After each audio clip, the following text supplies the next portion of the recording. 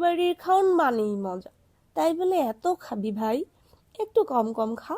পাশে বউ বসে আছে, তারে খাওয়া, তবুও কম খা। কিন্তু না, আমার জয় ভাই সেই ছাড় তো দিবে না। বিয়েতে আসছে আর খাবে না তা কি হয়? সারা বছর উপোস করতে রাজি, কিন্তু বিয়ে বাড়ির খাসি বিরিয়ানির হাড্ডি মিস করা যাবে না।